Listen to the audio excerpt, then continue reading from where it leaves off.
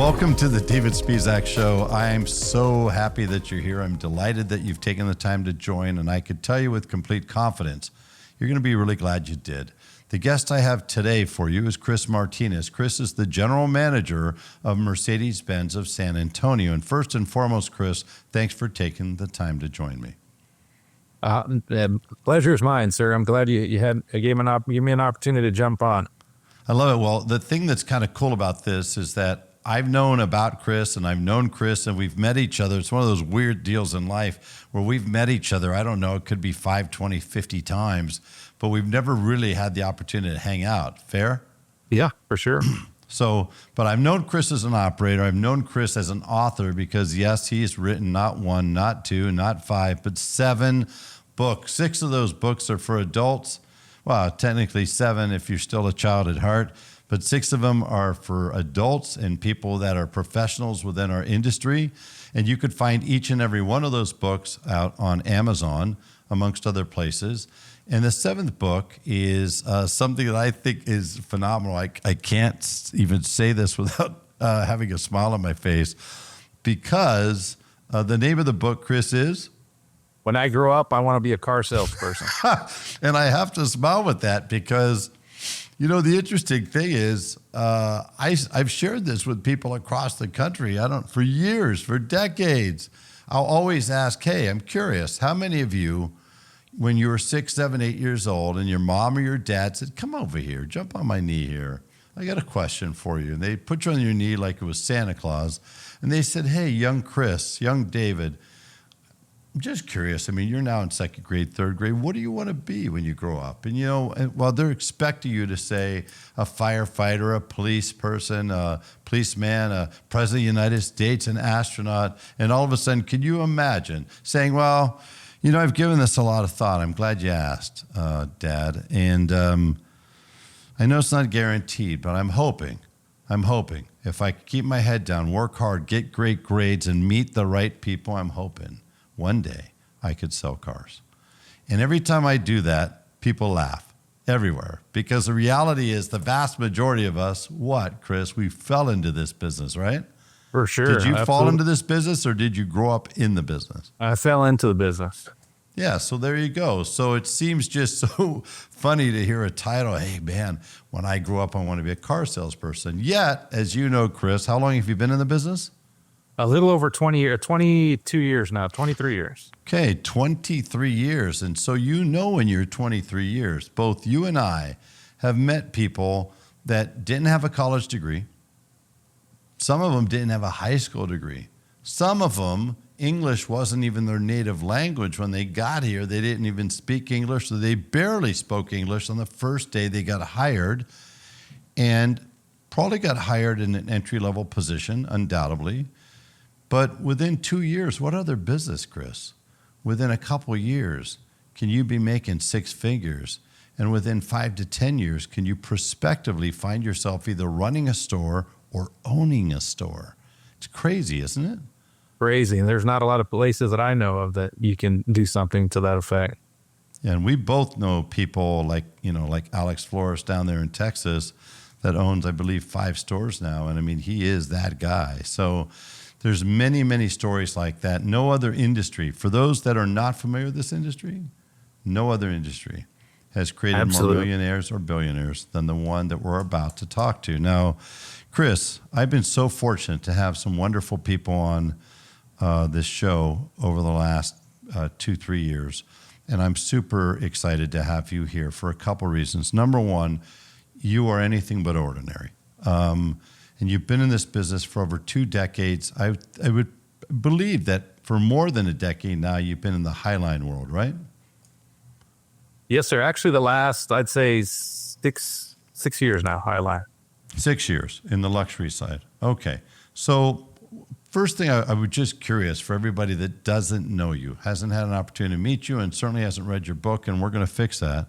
By the way, I always put this out, Chris. If I interview anybody on my podcast that has written a book, I always go out and buy some of those books, and I offer to send them to the first 10 people that hit me up on LinkedIn or wherever they want to hit me up. and I will literally buy the book and send it to them directly. So that offer goes for anybody listening today. And by the way, kind of cool. This has never happened before. You actually can go online to Amazon, look up Chris Martinez on Amazon. You could pick any one of the 7 books you want, and that's the one I'll send to you. So I'm going to start out with this. First of all, at what point in your career did you decide it was the right time and somehow you were motivated to write that first book? You know, I was helping with a Toyota store in Austin, Texas, and we were doing something pretty great. You know, when I got to that store, we were doing 100 new and 50 used cars, and in 4 years we got it up to over 1,000 cars a month, and right before we were going to hit that 1,000, like it just was a foregone conclusion. We knew we were going to do it. I said, you know, it'd be a good idea to kind of write this, outline this, what we did, how we did it, and how to get there. And so as it was fresh in my mind and, you know, doing it for the last 4 years, I wrote it all out and I said, you know what, this is it. And it was called Driving Sales. I wrote the book. And then during that book, I was like, you know what, I could probably just write another book that can just outline the basis of a salesperson, what it took to, because I also used to be in sales, you know, when I first started and was selling 30 cars a month. And so I kind of like Drive to 30. So then I created the Drive to 30 and I wrote both those 2 books in parallel. And so that's how I came up with the first 2. And how long did it take you to write those, Chris? Start to finish. Start to finish, it probably took me, I'd say 12 months. Okay. So boy, there was some definitely a labor of love, right? Yes. Well, it's because, you know, it was one of those things that if I would have focused and sat there, it probably would have done. I could have probably done it in a third of the time, but it was when I was, you know, feeling inspired. I'd pull over, talk to the notes in my phone and write it all out. And it was in just like pieces. Like I'd write this chapter out, and I write that in the next one, and so it was over time. And as the inspiration came to me, I would just go out and I just start focusing on writing. But if that was my full time job, I could have done it sooner for sure. But it was one of those things that just but I'm talking start to finish, even the editor doing all that to publishing it. It was within 12 months. And have all 7 books been self-published? Yes, sir. Okay, great. So, I mean, that really is a commitment and labor of love and quite a gift to the industry. And don't get me wrong, I know that people go online and they buy those books, but to be able to take everything that you've learned as you evolve and grow in this industry and have this desire to share that. And I say that because so many times in any business, and this one's no different, where somebody will get to a certain level of achievement or success and they don't want to share with anybody, right? They want to kind of like hold it in like it's their secret sauce, like they're Colonel Sanders and they've got the 13 herbs and spices. We're going to find that out one day, Colonel Sanders, by the way. We're going to break that code. But they don't want to share it.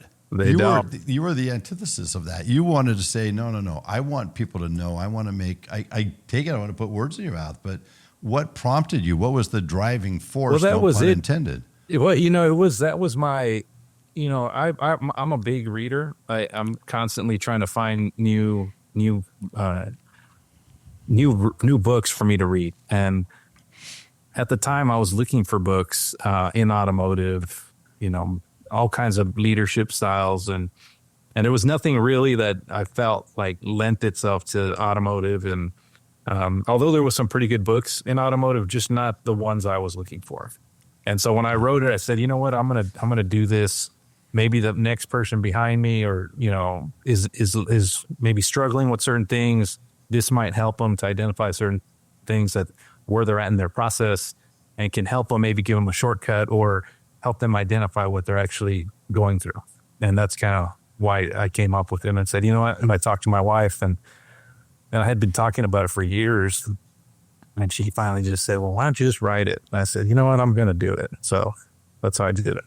That's great. Well, and let's give your wife a shout out for that motivation. What's her name? Veronica. Veronica. How long have you guys been together? We've been together since 2000. We've been married since 2005, but since 2000. So 24 years. Wow. Congratulations. In a row. I want to clarify that. For those listening, no, no, no break, right? Even while he was writing these 7 books. And last question on the books, just curious. So after you write a number of these books, what prompted you all of a sudden to say, I want to write a kid's book? Yeah, for my son, I would read to my daughters, but then towards the end, like, because my daughters are a lot older, and my son, he's 7 now, and during that time, I was just like, we were reading children's stories, and I was also just watching some children's videos that had nighttime stories.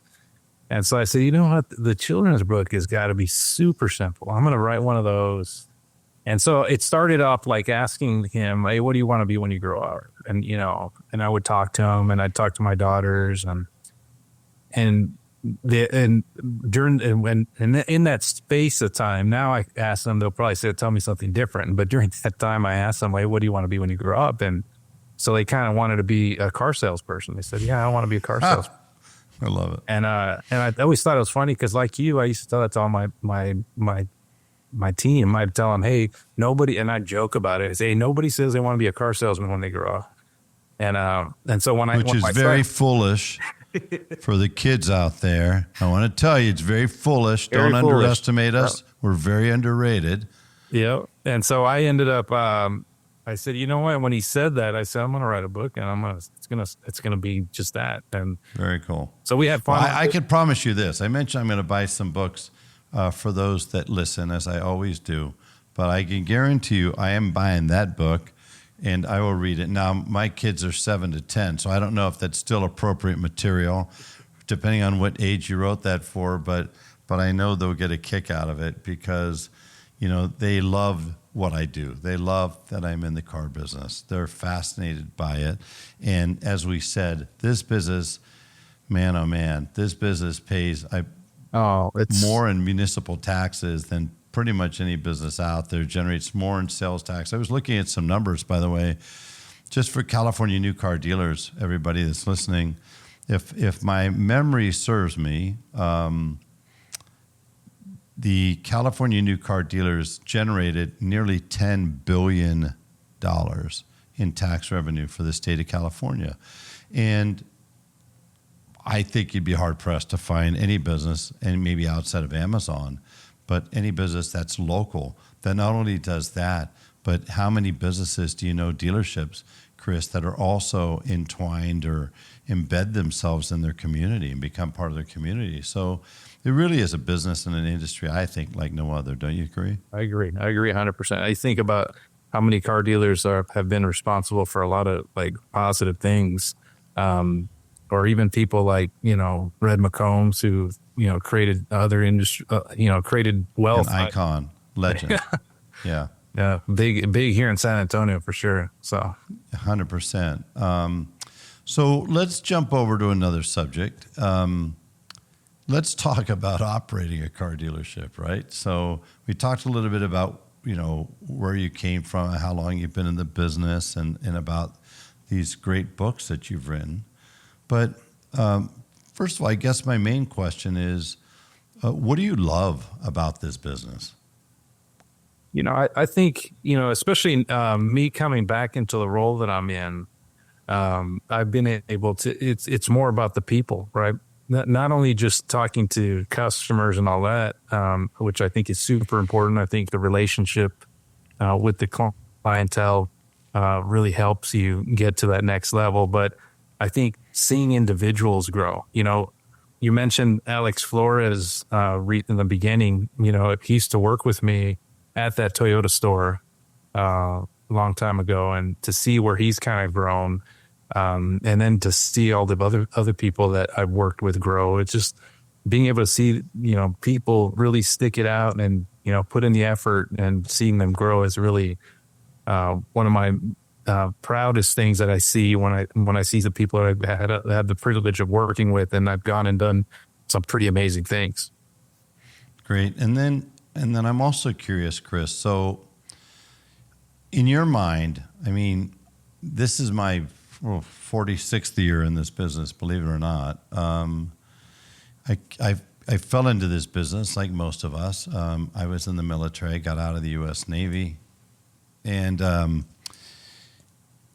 you know, applied for a job. Just happened to be in the car business. I've been in it ever since. And the business it's interesting. If I was to look back over 4.5 decades, I would say that first decade was marked by the fact that not a lot happened, in all honesty. There wasn't a lot of manufacturers back then.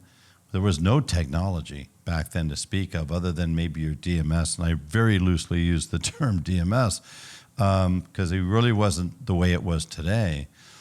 We did deals on calculators. We had this specialized calculator that would print out a tape, literally, Chris, this long, and it basically had every line from the 552 contract, and then you would handwrite it over. So by the end of that time, there was definitely some changes. We saw subvented financing for the first time. And keep in mind, for anybody listening, the best rate going, in 1982, for example, might have been 17%, right? Home loans were 15, 16, 17%. And GM came out with a low subsidized interest rate of 12.9. It was the first time you could finance for 4 years. It was always 3 years until then. And cars were cheap. I mean, let's be honest. I mean, the average car back then was $8,000. So, all of a sudden you went from that to the introduction of some technology in the 90s, including the full-blown DMSs and the CRMs, first versions of that, and then, of course, e-commerce and on from there. But the point is that you tended to measure shifts or changes in decades. Today, Chris, it almost feels like we measure them in the course of months, right? If this year is not like last year.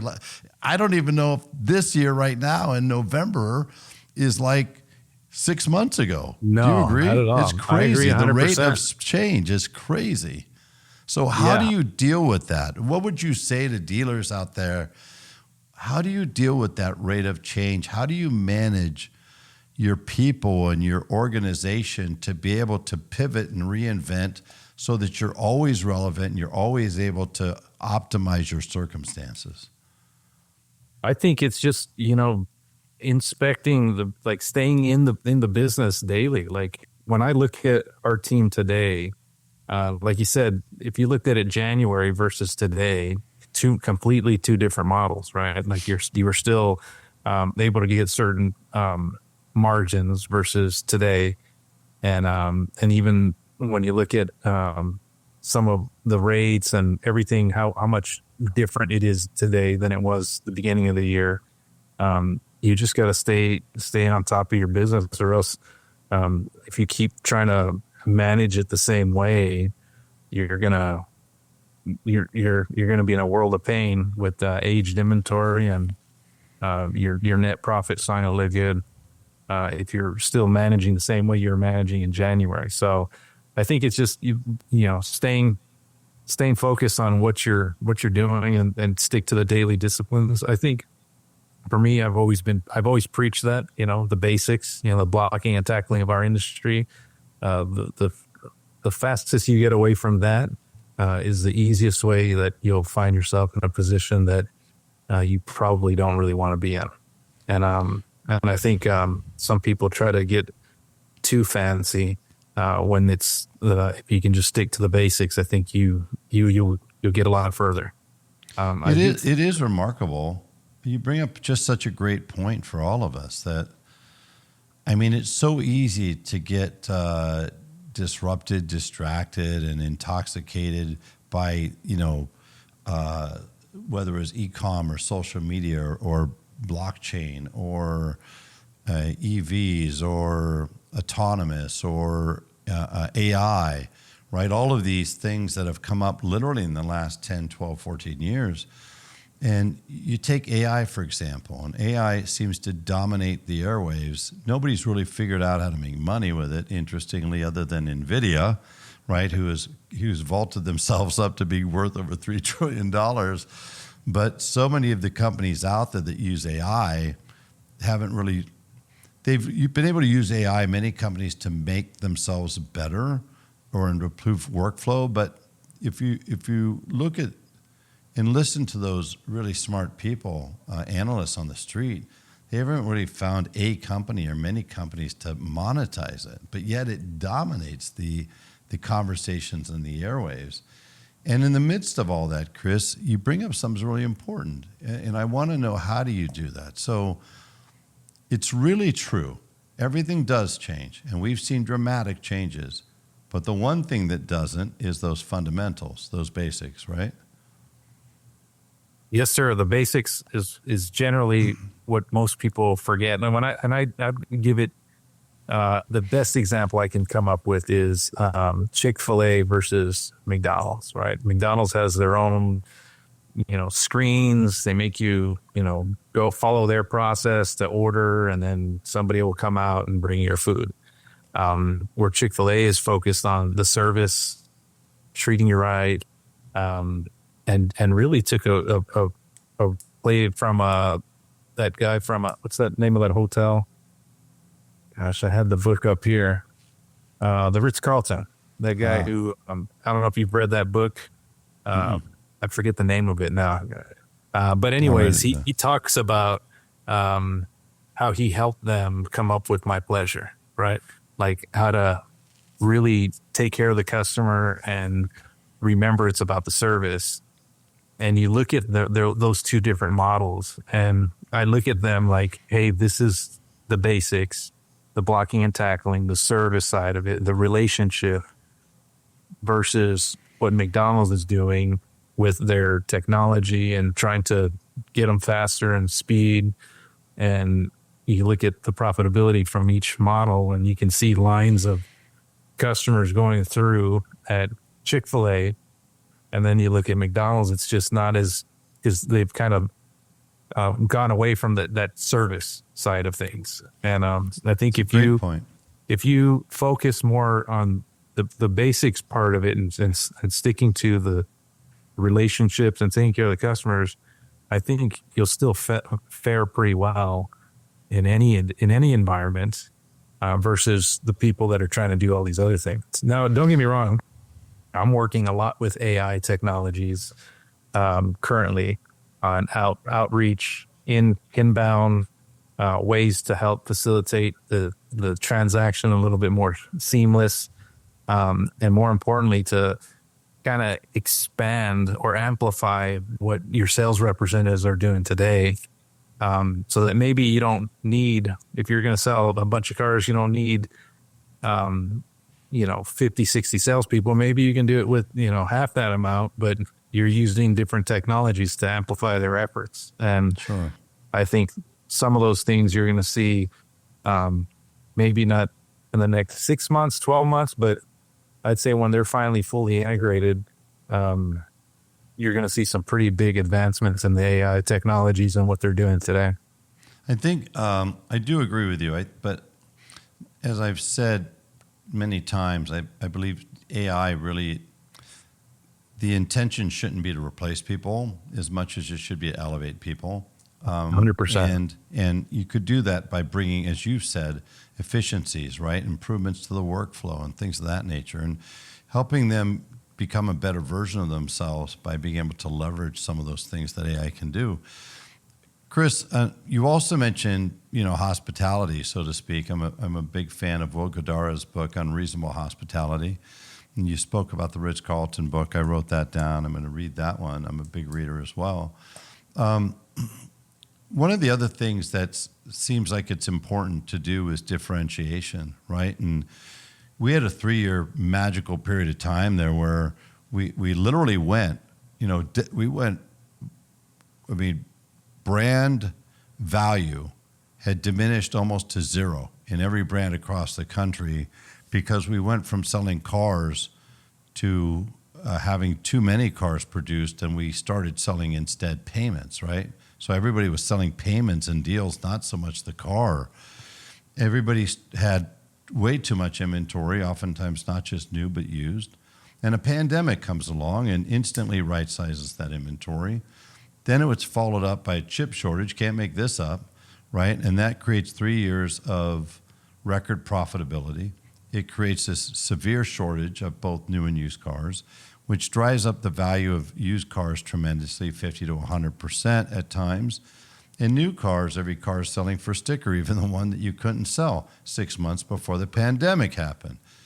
But today, we've kind of gone back towards 2019 where you don't drive by any dealership these days, Chris, and see an empty lot or a half empty lot. Everybody's got cars. And consumers aren't dumb, they know that. So we've gone back to where we were previous to the pandemic, to where I'm not going to say it's 2-ply toilet paper, but let's face it. If you're selling Mercedes against every other Mercedes store, you're all selling the same product. You got the same website. You got the same marketing from the OEM. You have the same programs. And it's true whether you're Mercedes, Chevy, Ford, Honda, Fiat, pick one. Doesn't matter. But you got to figure out a way to do a couple things. Number one, we've seen a massive decline in new car profit margin, right? Because we've got too many cars and we don't have the buyers we expected to have. 2, how do I differentiate myself? How do I allow my client to feel like they're getting something special, even though there's other Mercedes stores that have it? And you were telling me just before we went on about I want to know whether I call it a product or a program, but it sounds like a product, Expel. But you're using a product called Expel to allow your clients to, and I want you to put in your words, but to allow them to basically personalize, customize their car, improve the ownership experience. I don't know, how would you describe that? And at the same time, expand profitability, it sounds like. Well, I think that, with the Expel, it's been a great product. I think about, and Expel, just so people who aren't familiar, Expel, what is the product? It's basically a wrap around the vehicle, and it's clear, so you can't really tell it's there. Like the normal eye, like if you walk by it, you wouldn't tell that car's been wrapped. But when I look at, customers' cars that, instead of having these scratches or having these, rock chips, especially on a, brand new Mercedes-Benz, they don't want to have that on their vehicle, right? A couple of years, even 6 months down the road, the amount of construction that's happening here in Texas, nobody wants to have scratches or rock chips in their paint and having to, repaint them or do something like that. This wrap basically prevents all of that and keeps your car looking like it did brand new day one. And so is the wrap the whole car, Chris? Some people some people do the whole car, but a lot of the times they'll just do like a front bra area of the vehicle, or they'll just do the door edge guards. They'll do the sides of the where people on the handles, so they don't scratch the paint with their fingernails or something like that. They actually will put them there. But what we use it for specifically, because one will preload it on all of our cars. On the door edge guards, and then on a lot of the cars that we have on the showroom, we'll wrap several cars, or we'll just do the front clear bra just so that it can have an idea what that looks like, and we can preload and sell it, and customers find value and they love the product. I get a lot of customers, especially on the matte finishes, because we sell a lot of the matte finishes, and they wrap the whole car. So it's been a great product. I don't blame them. I had a matte Mercedes, and nobody told me when I bought it, nobody said, oh, by the way, just so you know, you can't run it through a car wash and you can't use soap. And if somebody dents it or if it gets hit, you're going to have to paint the whole car. Oh, by the way, there's only one body shop, Fletcher Jones, that could do it in California. So, I mean, matte is spectacular. It's beautiful, but it is, I don't know if the word delicate, but it's very different from traditional paint. So it makes sense to me that anybody would wrap it. I'm curious, can you go the other way? Can somebody buy a regular finished car but then wrap it matte without having to have kind of the additional needs that you would have of a matte painted car. Do people actually wrap it and make the regular car look like it's a matte finish? You can actually, and there's those other people that would rather have the car a different color, and they'll say, hey, look, they don't want to spend the time or wait the time to, we had a customer that wrapped a G-Wagon pink. They wanted a pink color and they got it pink. So they didn't want to wait to try to order it because, as you know, G-Wagons take a year to 2 years to get one if you can get on the list. And so they had it wrapped and they wanted a pink G-Wagon, so they had it wrapped pink. So very, very cool. They can do it in different colors, and primarily we focus on the clear, so that you couldn't even tell the car had it. But it's a great product, amazing product. Lenders with good credit, the customers get it rolled into the financing and don't have any issues, and we do pretty well with it. So, Chris, and by the way, I want to make sure I understand. So the door edge guards, they're not like those old school door edge guards that we used to buy and stick them onto the edge of our car. And they had the big chrome thing, and we had the curb finders and all that stuff that we'd throw on our cars. These are clear, right? Clear, so again, they don't really disrupt the look or interfere from the look of the vehicle. Is that true? You couldn't even tell it was really there. Like if you just initially looked, in passing, you'd never tell. You'd have to really kind of look and see up close that it has something on there. But just any individual that walks by it, you'd never even know it was wrapped. So one of the things I did as I'm looking at, I apologize as I'm talking to you. Please forgive me, but I went to the Expel website, and one of the things that caught my eye, just right now as we're talking, is you and I were talking earlier about, I think this was maybe before the show started, but we're both spiritual beings, right? We both believe in God, and that's in our houses, and that's great. One of the things I was not expecting to find on the Expel website was a bit of a religious experience. And I say that because they have a product that I saw just right now that is self-healing. So I love that term, self-healing. And so could you tell us about the properties? Because I've never heard of something being self-healing. And what does that mean? So when you, when you, like, if you ever like, I wish I had like the display that you could see it. It's like a little, when it gets hit with any kind of rock or anything, it's almost like it absorbs it, and it like, you just don't even, you don't even see the product anymore. Like it's just like, or like any scratches or anything, it's almost like it gets absorbed, and it just goes back to the way it was. It's a pretty impressive product. I wish I had one of the displays I could show it to you. It's pretty amazing. When I'm looking on the website, it's almost like that. It's hard to call it a product. I want to call it a technology because of this, because from what you see on here on the video is that you basically, your car could take a rock, protects the car from actually having the rock chip on the paint. The material itself looks like it took the hit, right? Took the blow, but then either because of heat or they pour warm water on it and it literally fixes itself. It does. That's the craziest thing I've ever heard of. So they could buy this, and it's not like back in the day where we had this, 2 decades ago. But the problem was back then you'd stick a clear bra on, and it would ultimately oftentimes turn yellow. This is not that product anymore, it's not right? That product this is at all. completely different, almost a high-tech version of that.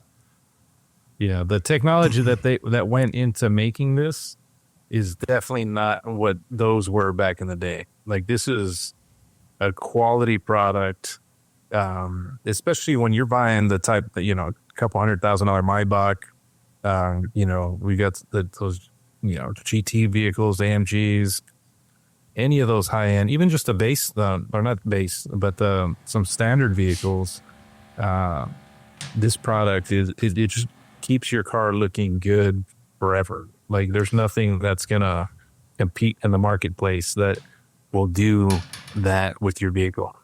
So, and I totally get it on those high end vehicles.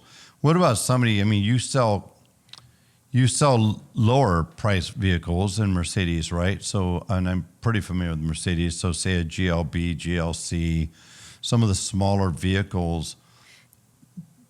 Do people put it on those cars as well? I would think the front end bra, is that the main thing? Yes, and then that's because just the amount of nobody wants rock chips on their vehicle, and it's easy to like when you get a customer and you appraise their vehicle and you kind of go through and say, "Hey, look at these scratches of the rock chips you have right here. I've got a way that we can cover 100%. this whole piece, and you never have to worry about it, and it's going to look brand new from day one." And are your people installing it yourself, or are you using somebody outside the store? We did, depending on how big the job is. We have people here at the store that actually do it. But we can't, depending if it's a bigger job than what we normally do. We can actually get it done at the Expel. But 99% of the jobs are done here in our Cool. store. So obviously, I would have to think that's additional revenue for your fixed operations department. Yes, Yes. great. And then, but obviously, I would think also additional profit on the front end. Yes, sir. Absolutely. Okay, so it's a true win-win, right? You're generating more business for your back end. That always makes those guys happy. But then, what a cool way of allowing a customer to elevate their experience, avoid anything. I always tell people, Chris, it's funny. If a customer ever has a problem with their car, whatever it might be, it's always the dealer's fault, right? So if the 100%. car breaks down, it's our fault, right? If they don't buy a service contract and it breaks down and they've got to fix it, well, it's our fault. And so it's funny now, what that means is retention. So the way I always look at it is if I sell the car and I do a great job, I'm just in the starting blocks for retention, right? And now I really have to prove myself with hospitality, great service, and building a relationship with those people. But I would have to think that somebody that comes in the store, they don't have to worry about rock chips. They're going to not get hit for $1,500, $2,000, 3, 4, 5 years from now because of paint chips on the front end of their car or the side of their car. That's got to be a beautiful thing, I would think. I don't know that you could measure that, but I would have to think that definitely would create a better ownership experience and a higher likelihood of retention. Oh, absolutely. Especially when you look at the customer's trade-in vehicle and you're hitting them for the scratches or the rock chips that they have all over the front end. It's easy to say, "Hey, look, you want to, keep this car looking new 5 years, 6 years from now when you turn it in. Let me show you this product. And by the way, it's here in our showroom." And we kind of go through the presentation and we get the customer to purchase that Expel. Do they offer it in F&I, or is this everything's preloaded? It either has it or it doesn't have it. It either has it or it doesn't, but we go over it. We've got placemats at every desk where they can show them the opportunity to put it on their vehicle. And most people choose to put that on their front end of the vehicle, or the ones that are matte finishes. They want the whole car matte wrapped. How many dealerships, how long has the dealership been using Expel? Over a year now. Nice. And I would think, again, in this age of declining profit, right, both on new and used, but especially new, that probably is a really nice thing for everybody in the store. It definitely helps us retain some of that margin for sure. That's wonderful.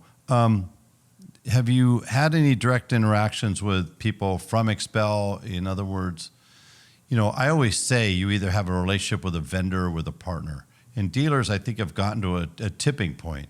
They're not interested in working with vendors. They demand and expect that they're going to have partners in their business. And how would you describe that team or whoever you're working with on the Expel side? They're great. I think anytime we've had quick opportunities where we want to wrap a whole car, quickly get on the phone and they're telling me exactly what it's going to take to get the timeline, get the customer in and out.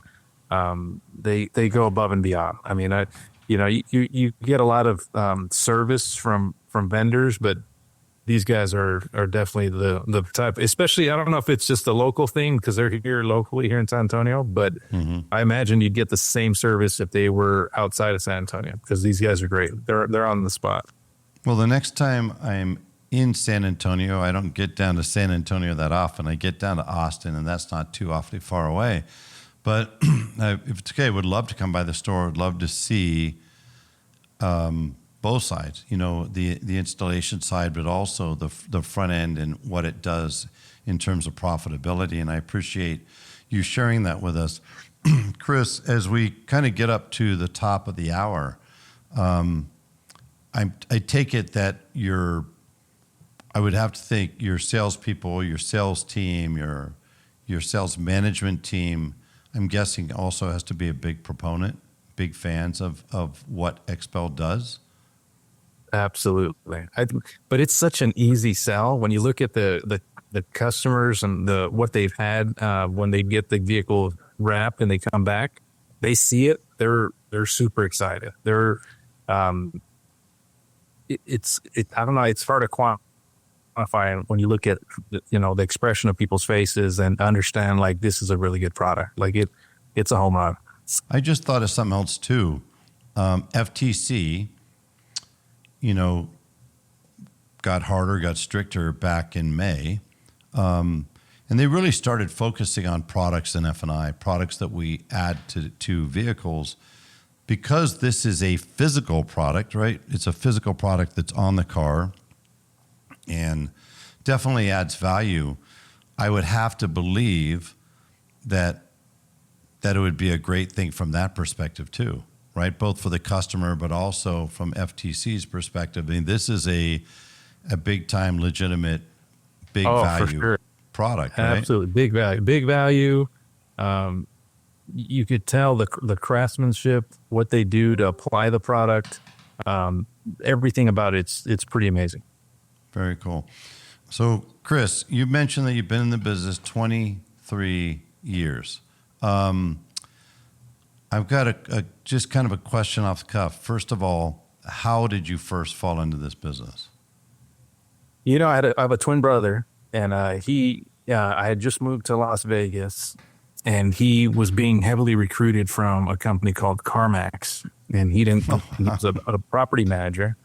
And so I just moved over there, and he said, "Why don't you go in my place?"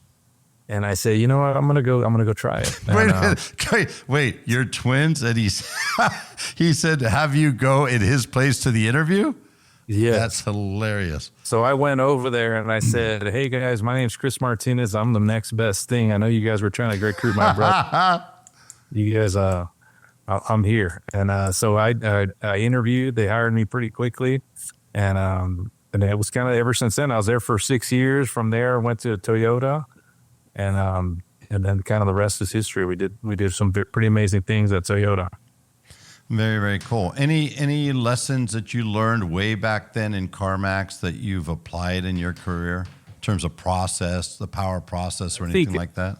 I think a lot of it, the process that they taught, I give a lot of credit to what I learned with them, and what I apply into what I do now, because everything about their system was process, the technology that they had even back then when I was there to what I see that's out on the market today, still far more superior. Stands the test of time, hasn't it? Oh yeah, from what I've seen, it's pretty amazing. All right, second to the last question, Chris. Your first car you ever owned, what was it?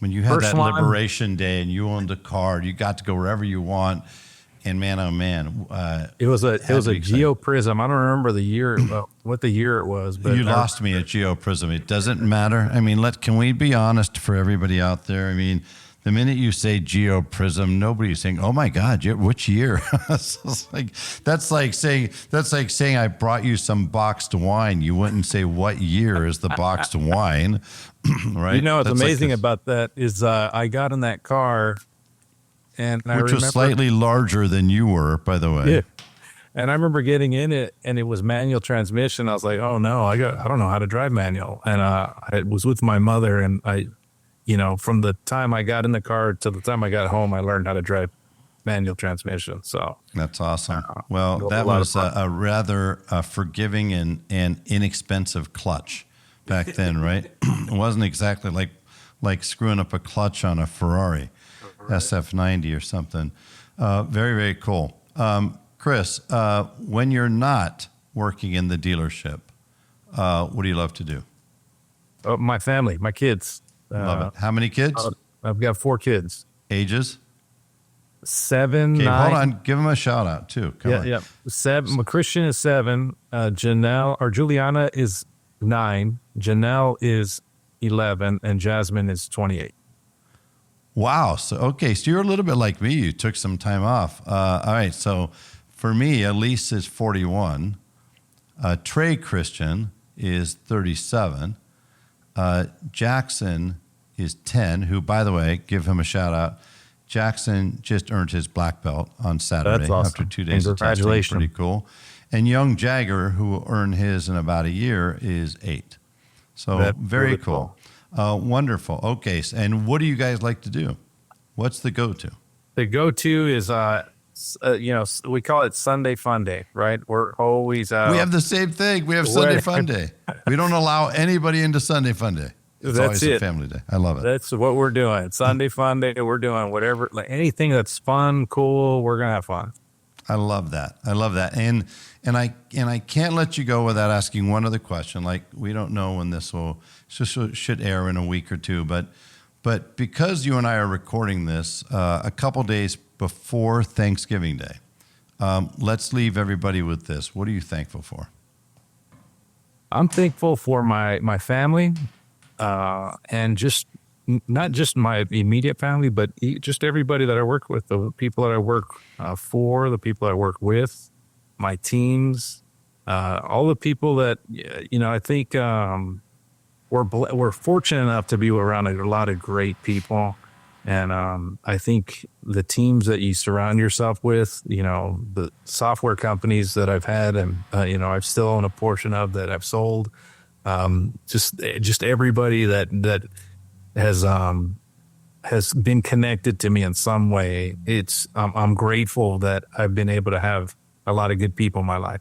And even you, David, I think the things every time that we've had interactions and we've discussed certain things, I feel like I've grown a lot from just the industry and just the people around me. Thank you. I appreciate that. And likewise, it's a pleasure to know you, Chris. You've been a class act. You've always been a gentleman. You've always been a consummate professional.